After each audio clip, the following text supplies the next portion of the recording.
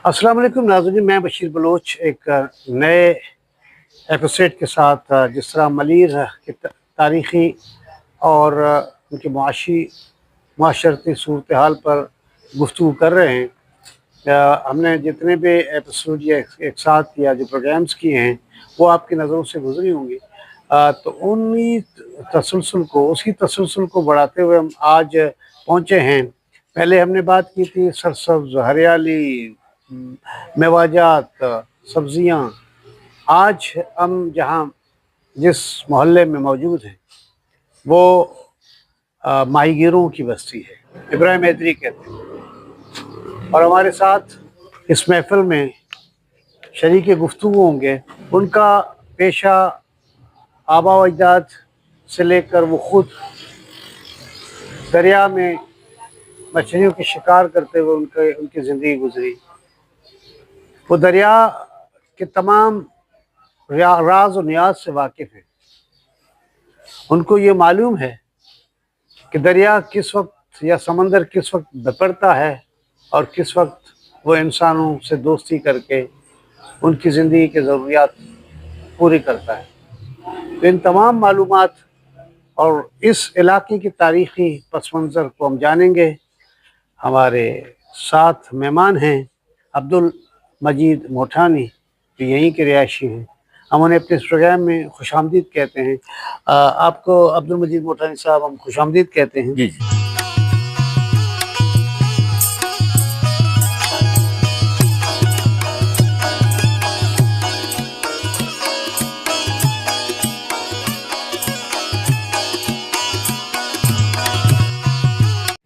इब्राहिम हैदरी भी उन तारीख़ी लोगों पर मुश्तमिल एक बस्ती है जिनका पेशा समंदर से वाबस्ता है। जी जी। मछेरे हैं, माहीगीर हैं। तो ये लोग आपकी यादाश्त और आपकी मालूमात के मुताबिक जो सीना बसीना आपको ये तारीख़ी दास्तानें आपने सुनी, आपके मुशाहिदे में आई, आपने पढ़ लिए, आप इसको किस तरह से डिस्क्राइब करेंगे कि कितनी पुरानी आबादी है? पहले यहीं इसी जगह पर ये मोहल्ला, ये बस्ती आबाद थी या कहीं और थी, और उसकी क्या तारीख़ी पस मंज़र है? जी, जैसे मेरी पैदाश, मेरे वालिद साहब की पैदाश और मेरे दादा की इसी एरिया से वाबस्ता है। पहले हमारा जो मोहल्ला था वो जामोट मोहल्ला था। उसके बाद मेरे वालिद ने 1958 में हिजरत करके इब्राहिम हैदरी में यहाँ पे आए। लेकिन इब्राहिम हैदरी में कदीमी तौर पे दो गांव है, हैदरी और इब्राहिम। इन दोनों को मिला के जो है एक चीज बनी है इब्राहिम हैदरी। तो आपने देखा होगा कि इब्राहिम हैदरी के बराबर में एक पीएफ बेस है। पीएफ बेस से पहले ये थर्मल पावर स्टेशन है। जो थर्मल पावर स्टेशन की जगह है, ये इंडस डेल्टा से आने वाली कश्तियां जो वहां से अनाज, घी, तेल लाती थी, उनका है। लेकिन इससे भी पहले जब 1940 में यहाँ पे अंग्रेज आए, अंग्रेजों ने एक सर्वे किया। सर्वे करने के बाद उन्होंने यहाँ पे एक एयरपोर्ट का बुनियाद रखा।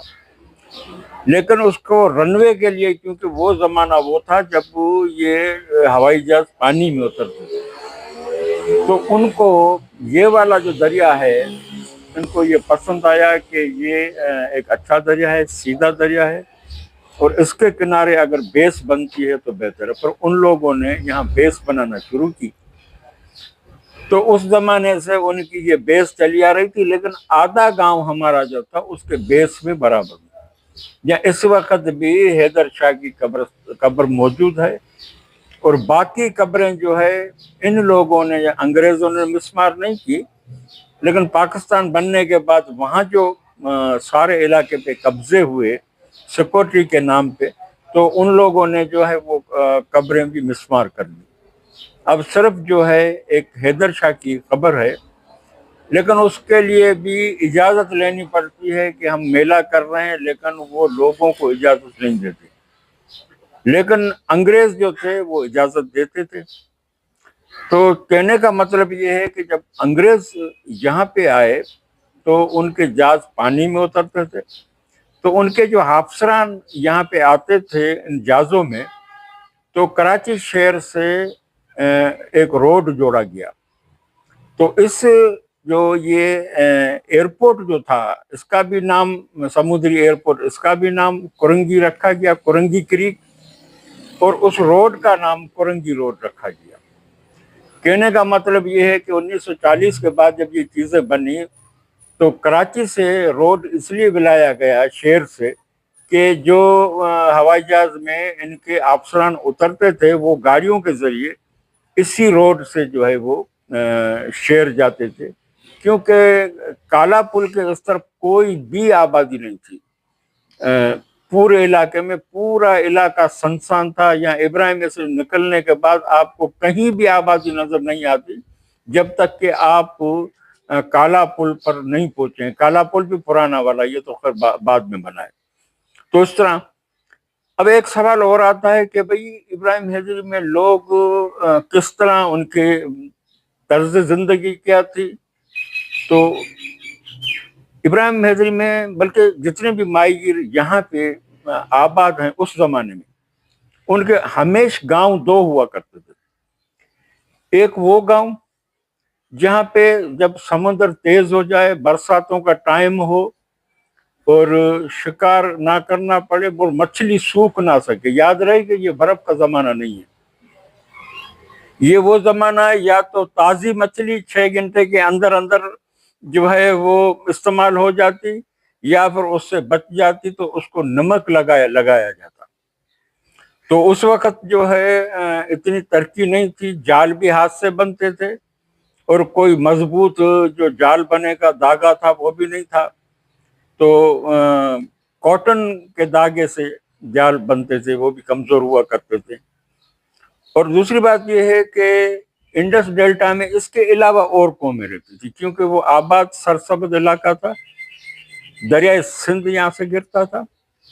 تو وہاں پہ یہ تھا کہ مال مویشی اور کھیتی باڑی بہت زیادہ تھی. تو ان کو یہ فائدہ ہوتا تھا وہاں رہنے میں کہ رواج پیسے کا نہیں تھا، لے اور دے کی بنیاد پہ. مثال کے طور آپ مچھلی دے جائیں، آپ دودھ لے جائیں، آپ مچھلی دے جائیں، اناج لے جائیں، آپ مچھلی دے جائیں، اشیاء کے گوشت بدلے لے اشیاء. جائیں. ہاں، بدلے کے بدلے ایسا ہی تھا.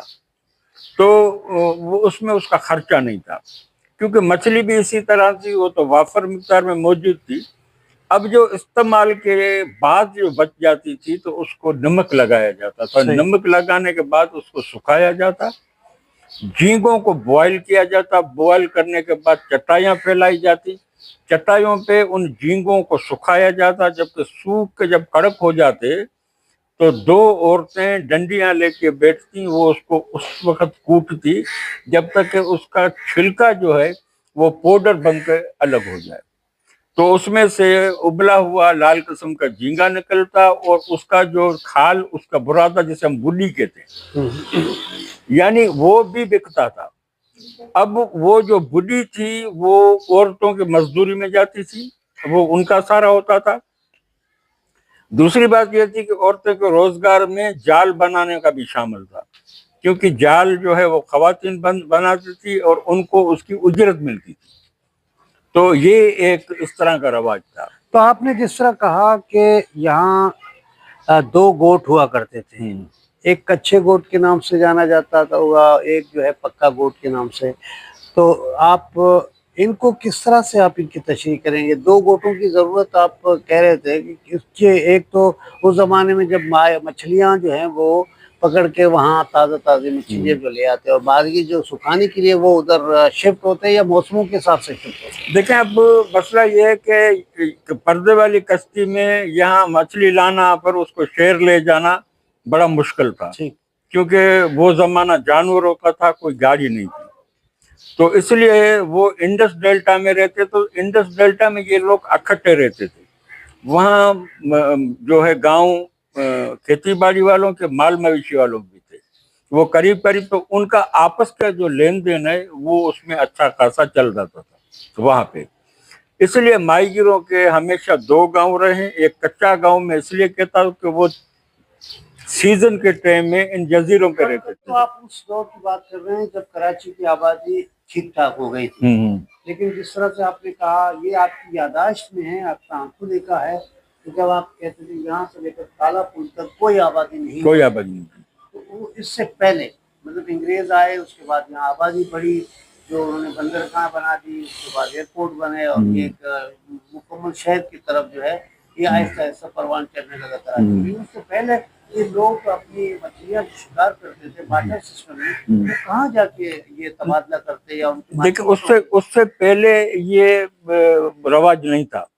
उससे पहले वो जितना शिकार किया वो आपस में बांट लिया। अच्छा, खेती बाड़ी वालों के साथ, माल मवेशी वालों के पास, उनसे अनाज ले लिया और मछली दे दी। तो क्योंकि वो जमाना वो था कि जब ये चीजें इतनी वो नहीं थी या दूर दराज इलाकों से यहाँ लाई जाती, जितनी जितनी खपत होती तो खासकर वहीं आ जाती। मैंने ये शहर तक जो बात की ये पर अंग्रेजों की दौर की है, अंग्रेजों की दौर की ये बात। अंग्रेजों की दौर की।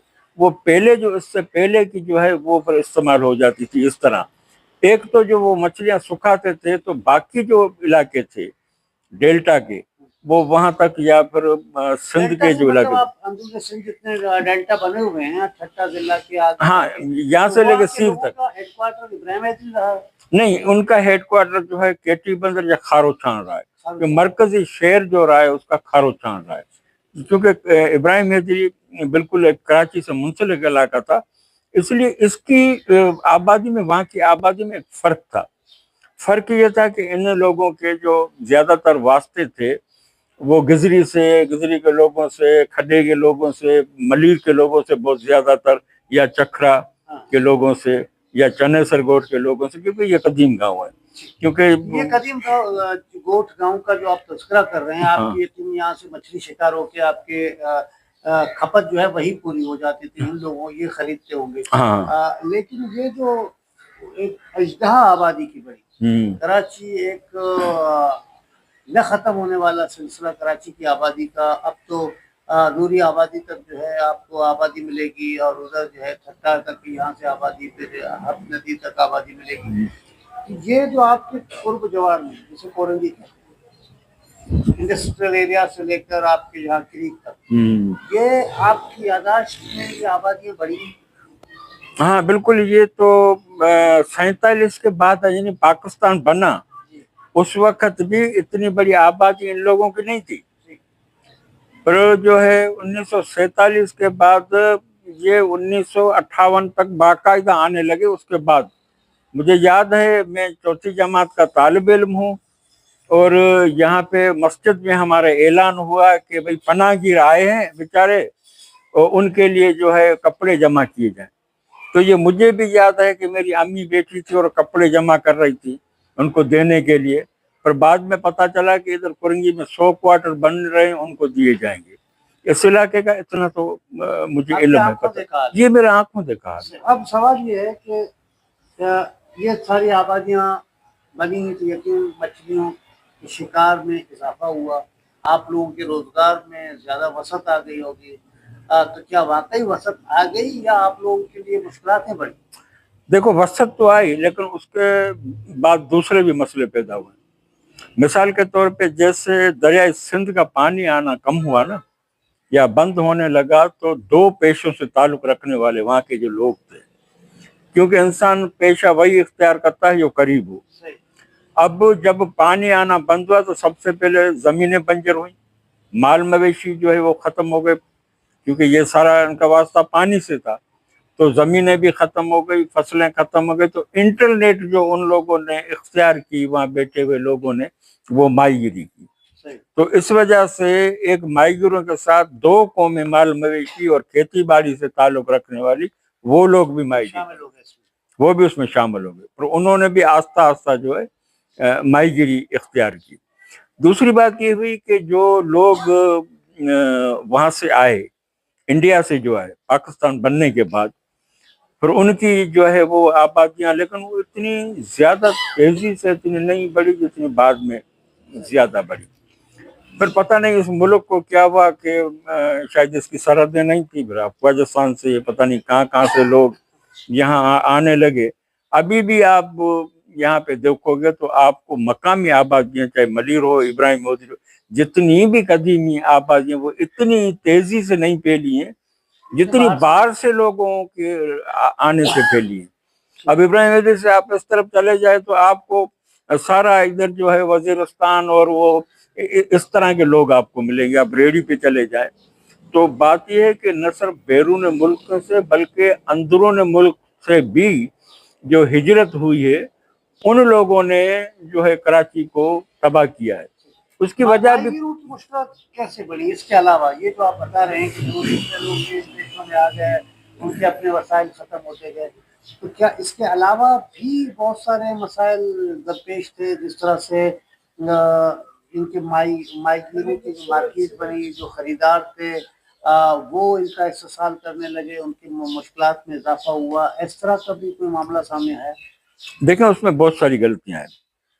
1980 तक तो ठीक था, क्योंकि जब तक ये कराची हार्बर वजूद में नहीं आया था, तो क्योंकि कराची हार्बर जो है वो 1945 में वजूद में, पाकिस्तान बनने से 2 साल पहले, तो उसमें जो माहीगीरों की तरक्की हुई या फिर उसको बिना ड्यूटी के इंजन दिए जाते थे, मार्केट अच्छी थी, तो वो तो सही था अपनी जगह पे। लेकिन उसमें वो बहुत सारे और लोग जो है, क्योंकि इसके लिए कोई पॉलिसी नहीं बनाई गई ना, अभी तक गवर्नमेंट ने ये पॉलिसी बनाई है कि जिनका रोजगार है उनको दिया जाए और उनको तहफ़्फ़ुज़ दिया जाए। अब यहाँ हर किसी ने आके अपनी लांच बना के समुद्र में डाल दी। इससे हुआ ये कि हाँ, बड़े बड़े साहूकार जो हैं, बड़े बड़े मालदार लोग जो हैं, बड़ी लांचें आ गई। अब देखें ना, एक फैक्ट्री मालकान जो है उसका काम है मछली उठाना मार्केट से और एक्सपोर्ट करना, लेकिन उस फैक्ट्री मालकान के खुद 10 लांचें। तो बात यह है कि इस तरह जो होने लगा आस्ते आस्ते, तो इस तरह अभी ना आपको फिशरी में जगह मिलेगी लांच करने की, या किसी भी आप वहां पे चले जाए। बात यह थी कि उस कानून के तहत जो जब कराची दारुल हुकूमत था, तो उस वक्त जो लांच का बुनियादी पेपर जो है जिसमें लांच का नंबर आता है, वो MMD मेरीन मर्केंटाइल डिपार्टमेंट जो है वो जारी करता था, और अभी तक वही जारी कर रहा है। यहाँ से जो है वो वफाक भी इस्लामाबाद चला गया, लेकिन ये जो इदारा है जिसका काम है जहाज़ों को देखभाल करना, ये मर्केंटाइल मेरीन डिपार्टमेंट, अभी तक लांचों की रजिस्ट्रेशन ये कर रहा है।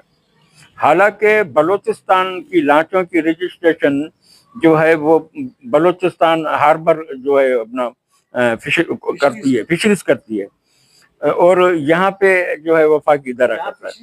नहीं, यहाँ फिशरीज, यहाँ वफाकी हुकूमत करती है। जो मेन कागजात जो है जी, सिंध का जो है फिशरीज का महकमा तो है, महकमा बिल्कुल सिंध फिशरी डिपार्टमेंट। देखें ना, सिंध फिशरी डिपार्टमेंट है, असल काम है लांच के कागजात, उनकी जांच पड़ताल, वो किनको जो है वो नंबर जारी करना, ये सिंध फिशरी डिपार्टमेंट का काम है। मुश्किल आता था कि भाई यहाँ जो छोटे माहीगीर थे उनको लांचें देकर या उनको इंजन देकर कर्जों पर, फिर वो तवील अरसे तक उनको माल फरोख्त किया करते थे। इस जमाने में ये मुश्किल है आप लोगों को? देखें ना, उस वक्त तक फिर भी जो माहीगीरी थी वो बहुत अच्छी थी।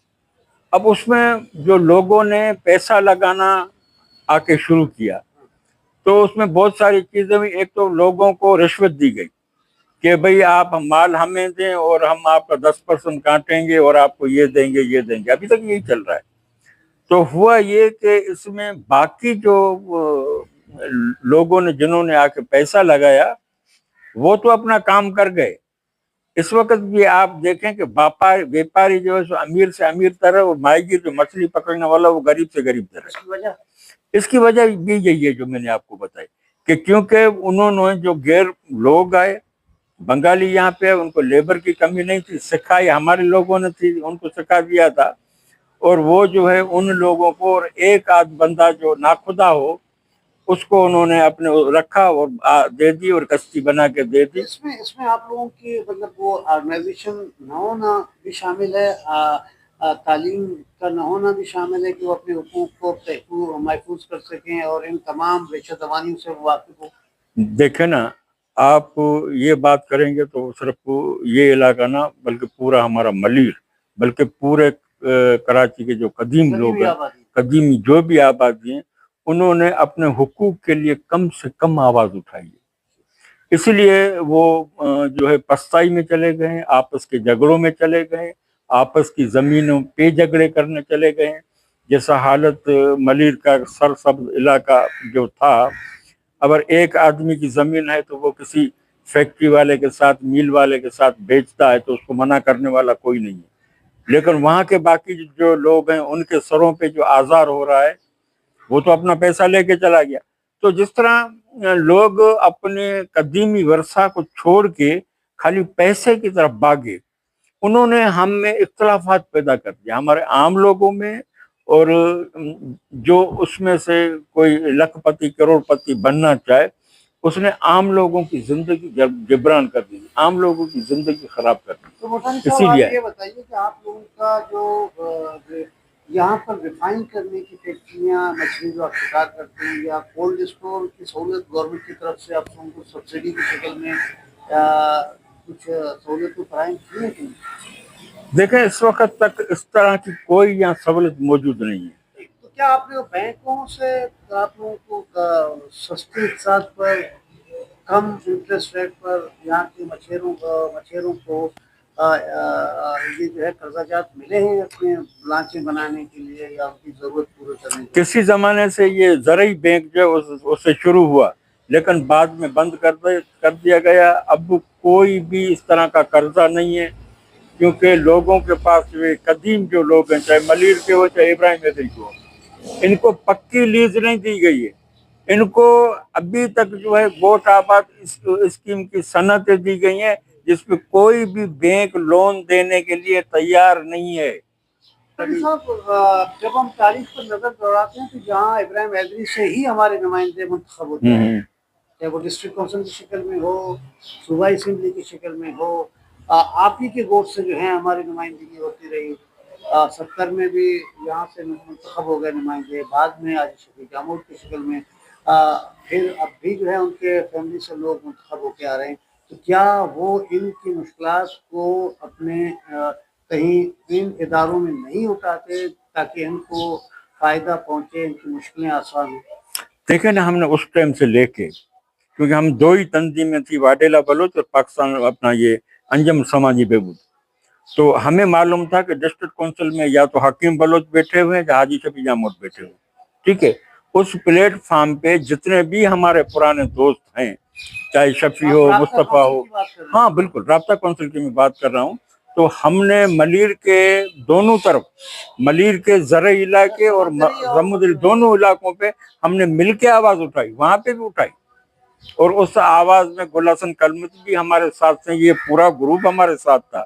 لیکن ہوا کیا؟ نہیں، آپ نے اٹھائی، میں بالکل پبلک نمائندوں کی بات کر رہا ہوں. دیکھو، پبلک نمائندوں کو ہم نے بار بار اس کو یاد دلایا، وہ اداروں میں آواز نہیں اٹھاتے نا. دیکھیں، ابھی بھی قانون سازی نہیں کرتے. ابھی بھی کتنے جو ہے ہمارے ملیر کے لوگ بیٹھے ہوئے ہیں کہ آپ ہماری نمائندگی تو کریں. اب صرف جو ہے یہ ہوا ہے کہ یہ بھی فشرمین کوپٹا سوسائٹی کے پلیٹ فارم سے یہ ہوا ہے کہ اب کچھ سبسڈی دی جا رہی ہے، اس کے لیے بھی بہت سارے کوآپریٹو سوسائٹی میں آپ بیٹھے ہو. ہاں بالکل، تو وہ کام بھی کر رہے ہیں نا. تو مطلب آپ کے اہداف کیا رکھے ہیں کہ بہتری آئے اور ان کی زندگیاں بہتر ہوں؟ آپ لوگ دیکھیں، خود اسی طبقے سے، اسی کاروبار سے، اسی پیشے سے نسلاً چلے آ رہے ہیں، آپ سے بڑھ کر ان کے دکھوں کو کوئی نہیں جانتا. دیکھیں، 25 اگست کو میری بیٹی نے حلف اٹھایا. آپ کو پتہ ہونا چاہیے کہ جب اس نے حلف اٹھا کے جا کے سیٹ پہ بیٹھی ہیں تو 650 ملازمین کو 3 مہینے کی تنخواہ نہیں ملی تھی، یعنی تنخواہیں ان کی ڈیو تھی. اتنی وہاں پہ بے واجبی زیادتی تھی. لیکن الحمدللہ اس نے ہمت نہیں ہاری، وہ اپنے موقف پہ ڈٹی رہیں. 3 مہینے کے اندر اس نے سب کی پگاریں، یعنی 28 اکتوبر کو اس نے سب ملازموں کی جو ڈیو تنخواہ تھی، وہ جو بنتی تھی سیلری، وہ پوری کی پوری اس میں دے دی. तो मतलब इतनी आमदनी होती है उसकी। सुने ना मेरी बात, उसके बाद जो उसको में जितना काम था पूरी तबाह हुई पड़ी थी। अब उसने देखा कि इतना जो बिजली का बिल आता है इसका, ये तो हम नहीं उतार सकेंगे। तो उसने जो है 100 किलोवाट का सोलर का सिस्टम लगाया है, और 50 किलोवाट का चेयरमैन सेक्रेटरी और 50 किलोवाट का मार्केट पे। उससे हुआ है कि उस बिल में आधा बिल कम हो गया है। तीसरी बात उसने ये की है कि एक नई मार्केट फाइबर ग्लास का काम शुरू कर दिया है, जिंदगी में जो नहीं हुआ। चौथी बात ये हुई कि काफी कल की बात है कि जितनी भी डिस्पेंसरियां हैं उनको दवाएं मिल रही हैं, डॉक्टर बैठे हुए हैं। इसके अलावा जो है खुदा न खास्ता कोई हादसा हो जाता है तो उस जमन में जो है फिशरमैन कोऑपरेटिव सोसाइटी जो है सपोर्ट करती है। लेकिन बात ये है कि अभी 2 महीने की इनके जो है, रोजगार के तहफ्फुज़, इनके लाशों में बेहतरी लाने के लिए कोई टारगेट मुतय्यन किया है आपकी बच्ची ने? बिल्कुल किया है। बाकायदे उस हवाले से मीटिंगें भी हो रही हैं, काफी चीजें जो तो हैं। इतनी आमदनी है सोसाइटी की कि वो इनको सपोर्ट कर सके, इनकी जिंदगियां बेहतर कर सके। देखिए, सोसाइटी की जो आमदनी है वो है लांचों की कमीशन के ऊपर। सही। जब लांचें चलेंगी तब वो उसमें से आमदनी होगी, तब ही जो है। अब परेशानी आगे ये होगी कि 2 महीना मुकम्मल लांचें बंद रहेंगी तो फिर लोगों की तनख्वाहें किस तरह आएंगी। यानी दोनों चीजें हैं। अगर सीजन है तो काम भी करना है, अगर लांच गवर्नमेंट का कोई नहीं है। 2 माह की पाबंदी है। 2 माह। इसका मतलब है कि आपके पास 10 महीने हैं। हमने कोशिश ये की है क्योंकि हमने मछली के नस्ल को बचाने के लिए पहले सिर्फ जो है झींगे पे पाबंदी की, और उस झींगे की आड़ में लांचें कश्तियां चलती थी इस तरह के, वो सिर्फ दिखाने की नाम नियात जो है वो पाबंदी थी। तो मतलब ये कि और मछली पे नहीं थी, बात सुन, मछली पे नहीं थी। इसलिए हमने ये तजवीज रखी है कि आप मुकम्मल पाबंदी लगाएं, 2 महीने की आप मुकम्मल पाबंदी लगाएं, ताकि इस 2 महीने की मुकम्मल पाबंदी में हमारा समुद्र है वो कुछ सर्वाइव कर सके, कुछ पैदावार में इजाफा हो। तो इसलिए हमने ये तजवीज रखी है। अभी बंद करती है नहीं करती है। ये जो आलूदगी आ रही है शहरी वेस्टेज की शक्ल में, फजाई आलूदगी की शक्ल में, क्या इससे माहीगीरी की सनत में जो है वो असर पड़ा है इससे? बहुत बड़ा असर है। अभी पिछले दिनों में वहाँ केटी बंदर गया तो एक मछली को कहते हैं गुल्ला, वो जिंदा रहती है, फलती फूलती रहती है और कीचड़ में चलती रहती है। यहाँ आपको एक भी नहीं मिलेगा कासमपुर से लेके अपना गडानी तक। वजह उसकी ये है कि जो कराची का सेवरेज है, चाहे वो डोमेस्टिक हो या घरेलू हो, अपना वो प्राइवेट हो, वो सारा का सारा जो जो उनका वेस्टेज है वो 3 नालों के, जिसको हम माजी में नदियां कहते हैं, जैसे हम कहेंगे मलीर नदी बड़े खुश होके, हब नदी, लयारी नदी, अब वो नदियां नहीं रही, अब वो गटर के नाले बन चुके हैं। उनके किनारों पे बड़े बड़े फैक्ट्री जोन कायम है। लेकिन दुनिया में ऐसा है, लेकिन हर फैक्ट्री के ऊपर एक कानून लागू होता है कि आप अपना पानी ट्रीट करके फिर छोड़ेंगे, और जब समुद्र में जाएगा तो गवर्नमेंट का ट्रीट प्लांट होगा, वो उसको इस काबिल करेगा कि समुद्री हयात जो है जिंदा रहे। हमारे यहाँ ये जो 51 करोड़ गैलन जो डायरेक्ट समुद्र में गिर रहा है, इसने मुबारक विलेज से लेके, क्योंकि वहाँ हब नदी का भी गिर रहा है, पहले हब नदी पे नहीं थे, अभी हब नदी के किनारे भी बड़े बड़े फैक्ट्री जोन बन रहे हैं। तो मुबारक गोर से लेकर कासमपुर तक 129 किलोमीटर की जो पट्टी है, ये कहीं से 1 मील, कहीं से 2 मील, कहीं से 5 मील गहराई की तरफ आलूदा हो चुकी है। हमारे मैंग्रोव की जड़ों में जो उसका गटर और प्लास्टिक वो जा रहा है। तो बात यह है कि इतने बड़े एरिया में अगर इतना बड़ा, इतना ज्यादा सेवरेज आएगा तो माहिरों को नुकसान तो होगा। बहुत बहुत शुक्रिया मोटरी साहब, अपनी तफसील से वक्त दिया और एक इशू पे बड़े खुलकर और तफसीली गुफ्तगू की। नाज़रीन, जिस बस्ती में हम रह रहे हैं और जहाँ के जो मसाइल और जिस तरह इसकी तारीखी पस मंज़र है, उसको मद्देनज़र रखते ये काम जो नाज़ियात की शक्ल में या दुश्वारियों की शक्ल में इनको दरपेश है, हुकूमत वक्त को इनके सद्देबात के लिए बहुत कुछ करने की ज़रूरत है। वो जीत लगाए बैठे हैं कि ये हुकूमत इनके मसाइल को हल करेगी। रोज किसी वक्त की इजाजत, अल्लाह। मजीद इस तरह की वीडियोस देखने के लिए मलीर न्यूज़ के पेज को फॉलो करें। पेशकश मलीर न्यूज़।